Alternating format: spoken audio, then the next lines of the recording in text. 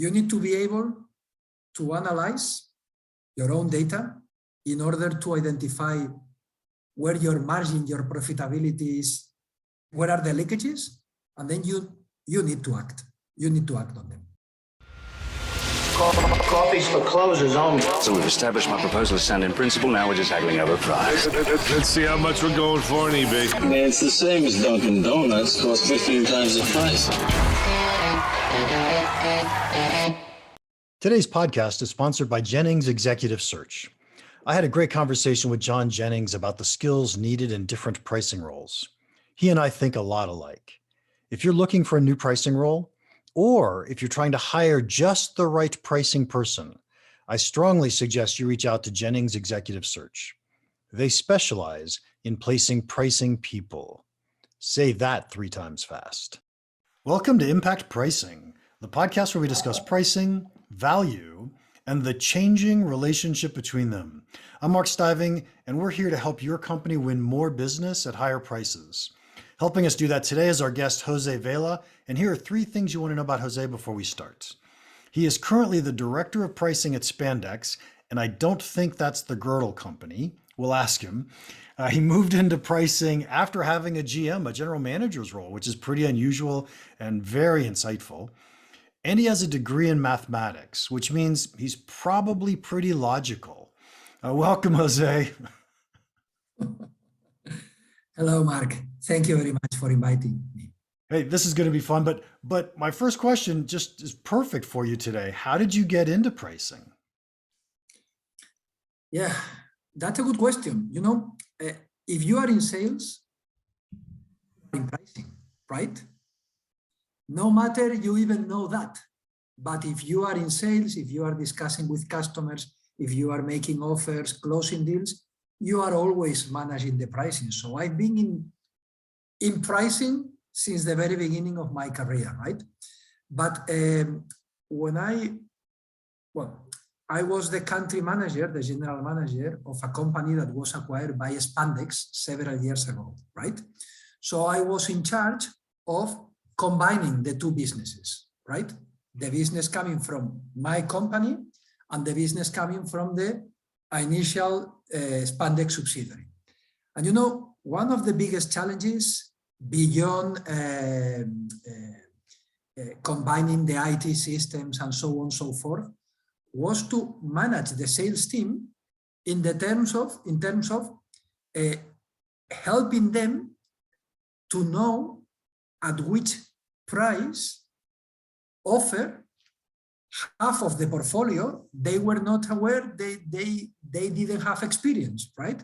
Because again, something that is really important, at least in our industry, but I think that's pretty common in other industries, is that it takes a lot of time for a sales rep to be acquainted not only on the product portfolio, but also to be acquainted and fully proficient on deciding which is the right price for each customer and each product, right? So it took us a lot of time, and I thought that this was really non-productive. We were not able to provide to our customers the best-in-class service we wanted. So we implemented a very small project in Spain by crunching our transactional data and providing discount guidance for each product and each customer segment, as I said, based on our own transactional data. So instead of one sales rep calling another one more experienced, asking for, hey buddy, at which price would you offer this product to this customer? They were able to check all the transactional data, of course, just the guidance, right? And you know, the side effect of that is that it not only improved our efficiency, the way we were able to go to the market, but it also improved our profitability. We were able to offer better prices and closing the deals than before. So I like to say we can win more deals at higher prices. And what you just described is I can win more deals if I get the price right. And when I know I have customers who are willing to pay us more, we can actually win some at higher prices. Absolutely. Absolutely. And you know, most of the time, salespeople, they are driven, when we are talking about pricing, right? They are driven by fear.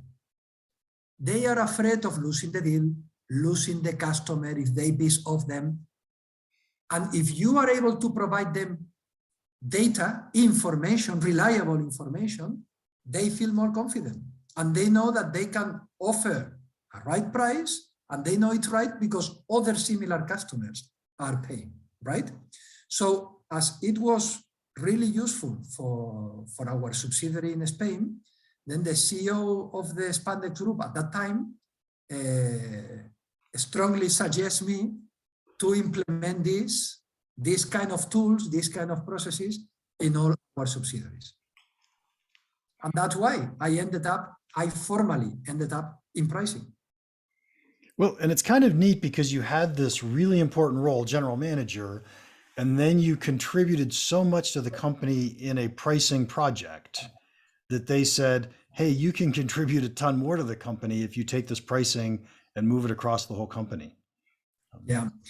And you know, because, and please don't take me wrong, consultants, they do an incredible job, right?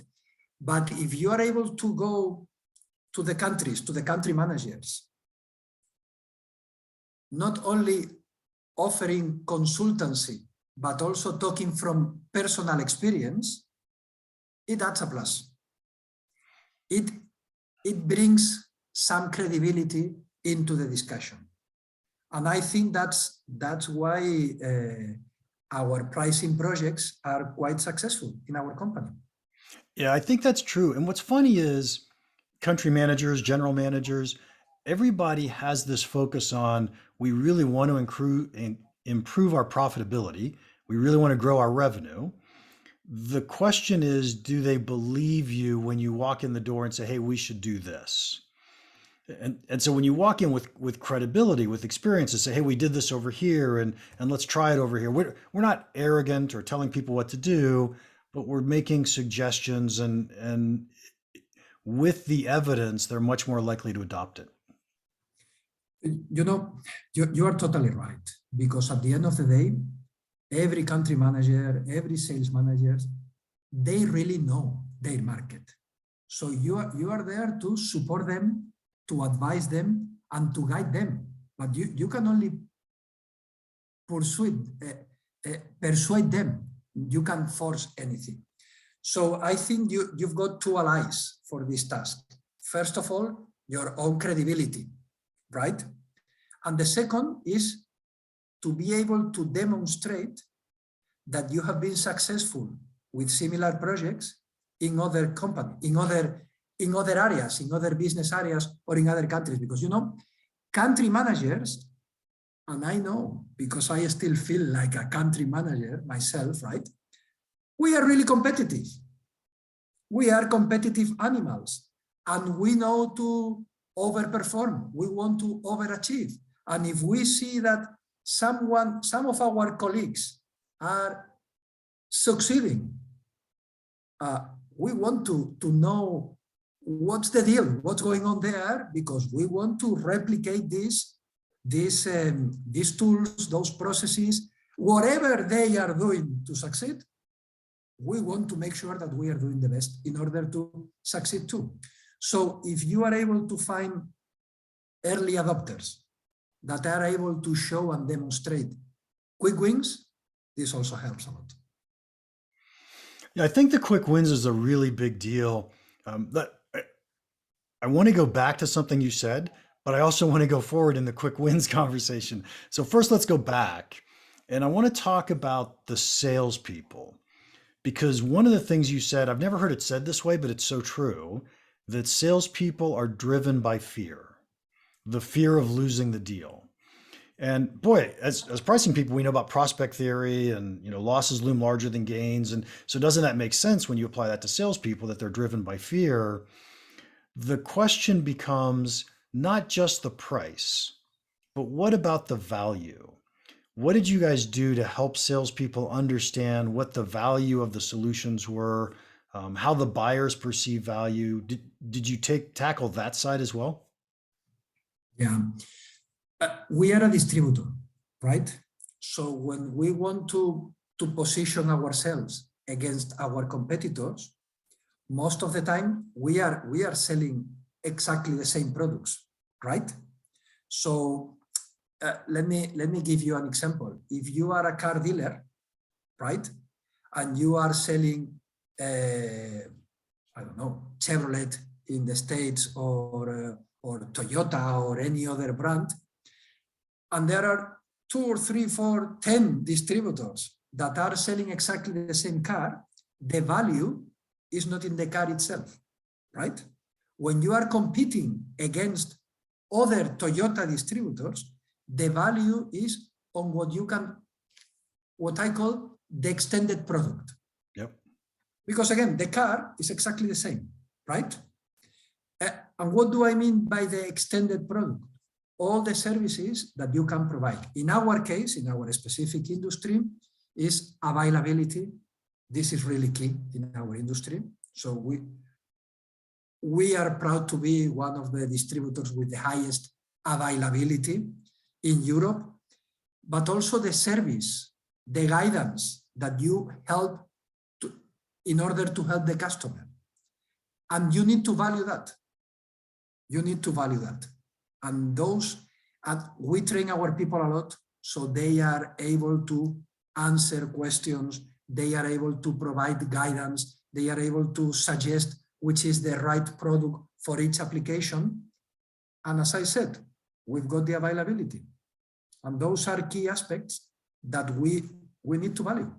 In this specific situation, if you allow me to extend myself on this, due to COVID and other circumstances, we are in a huge shortage of raw materials, but of a lot of materials, right? So because of our huge inventory, we are running out of materials less than our competitors. So what we are explaining to our salespeople is that when we are offering solutions to our customers, we should put on the table that we've got the stuff, right? And not only ending the discussion with, oh, yeah, we are going to be, or we are going to have exactly the same price as, no, because maybe you can match the price, but if you don't have the item, you can close the deal, right? Yep. So we're working with the sales team in order that they understand that this is our value proposition. So here's the lesson I want to take away from the story that you just shared, which is a great story, by the way. And the lesson I want to take away is we have to put ourselves in the shoes of our buyers and ask what decision they're making. And from your perspective, the decision your buyers are making are, am I going to buy from you or a different distributor? Because we're essentially selling the same thing. So now we have to differentiate our distributorship more so than the individual products, which is brilliant. But the real key is we have to think that way. We always have to think about how our customers are making those decisions. So love that story. Absolutely. Love that story. Absolutely. Okay, I want to jump back to the low-hanging fruit question that you brought up for a second. And I love the concept of low-hanging fruit. Typically, I tend to think of two axes on a chart, essentially. One is how much impact do I think it's going to have on the company, whether it's profitability or revenue. And the other is how hard do I think it is to achieve this?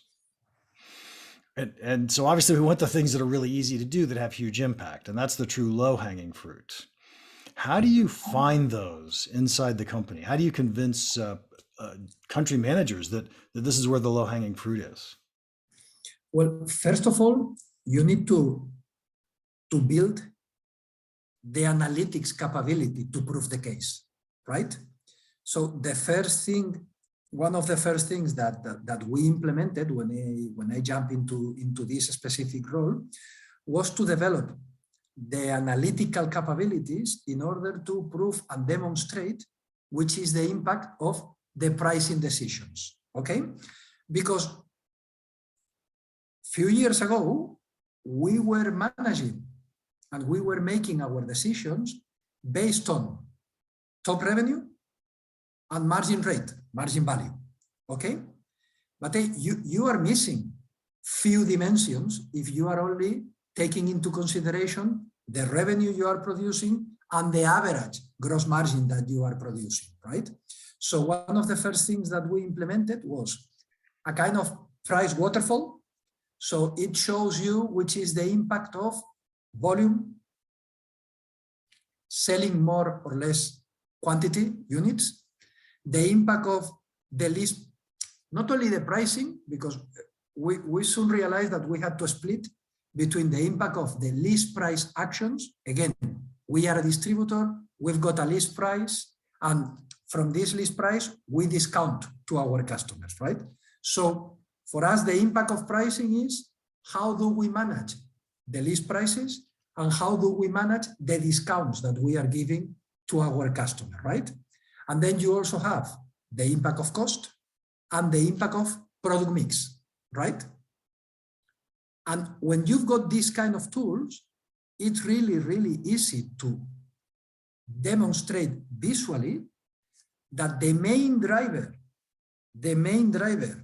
for margin value is, without any doubt, how do you manage your pricing? Without any doubt, any doubt. And if you are not able to organically grow a lot, for whatever the reason, how do you manage your list prices is the biggest driver to increase your revenue. No doubt about that, eh? No doubt about that. And if you are able to show country managers and sales managers how much money they are leaving on the table because they are not managing their list prices and they discount in the most efficient way, they understand. Eh? Now it's, so the first thing you need to convince them that they need to put the focus on that, right? And then the next step is, how do we do that, right? So how do we improve the way we manage our list prices? Yeah. And how do we improve the way we manage discounts? Yeah, before you go there, I want to ask, I can make two guesses on why list prices matter so much, but I really want to hear your answer to this. The two guesses I'd make is, one, when we sell to a client, we offer a discount percentage off of list as opposed to giving the client a price. Mm-hmm. Or two, we advertise list prices so it sets higher reference prices and it makes it easier for buyers to say, hey, I'm getting a good deal when I get a discount off of this list price. Are those the things that are driving? You are totally right, but there is a third point here. Please. There are a few customers, not a huge amount, but we are talking about small customers, customers that they are cherry picking, right, from different distributors that they pay list price. So if you've got a list price that really captures your value, they will pay for that. And that's not a minor part of our business. Nice. Okay, so then tell us how you manage your list prices. Yeah, there are two different topics here to consider, right? The first one is, how do you decide which is the right list price for a new product, right? And once you've got all your list prices, how do you manage your list price increases, right? So our initial approach a few years ago, it was a cost plus mentality. So for a new product, we knew our costs and we just added a markup, period. Nothing else. And most of the time, the markup was always the same, X%, okay? Or in a broad range of products, the same, the margin expectation, that's the markup, it was very similar, right? So at the end of the day, how do you communicate value to your customer is driven by your costs, which makes no sense because nobody cares about your costs, right? Yep. They care about the value you are providing. And when it comes to discuss about the list price update, we were doing exactly the same. We were receiving a cost increase from our suppliers. You pick the number, 3%, and then we were increasing 3%, period. Without considering that maybe for some products, we should be able to not increase as much because there is a possibility to gain market share because we start measuring the elasticity on demand of our products and we're able to identify those kind of products, right?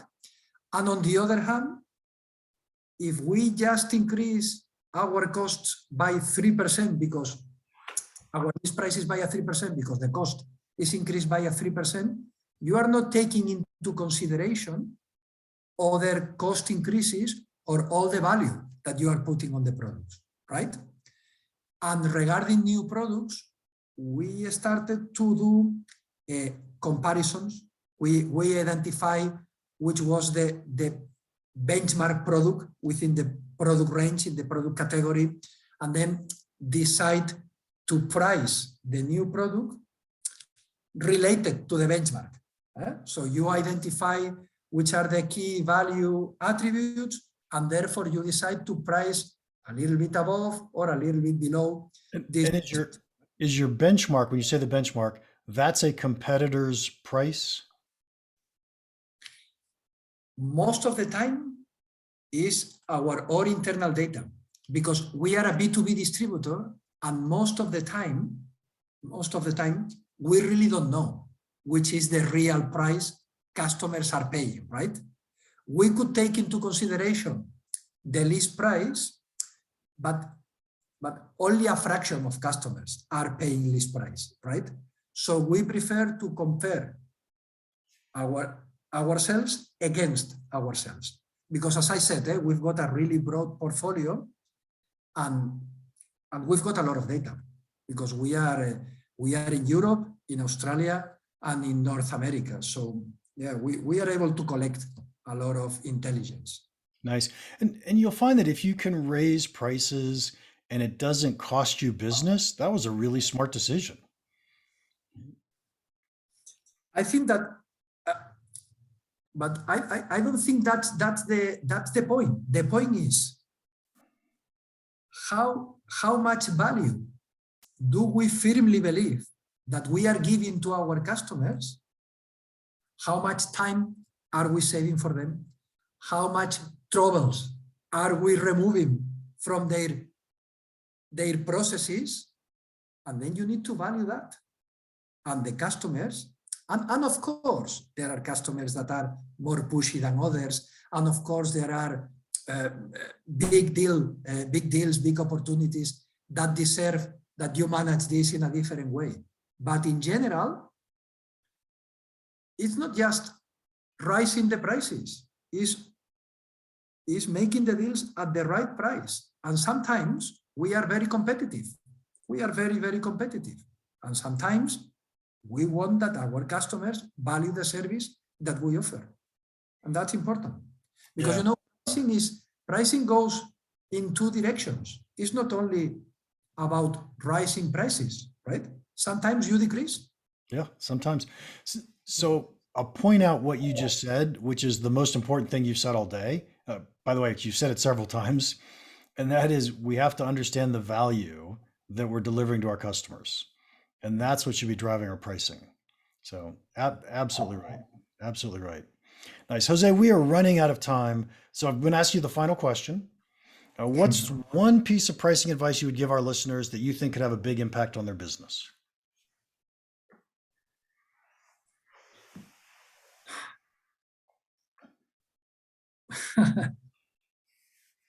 You need to be able to analyze your own data in order to identify where your margin, your profitability is where are the leakages, and then you need to act. You need to act on them.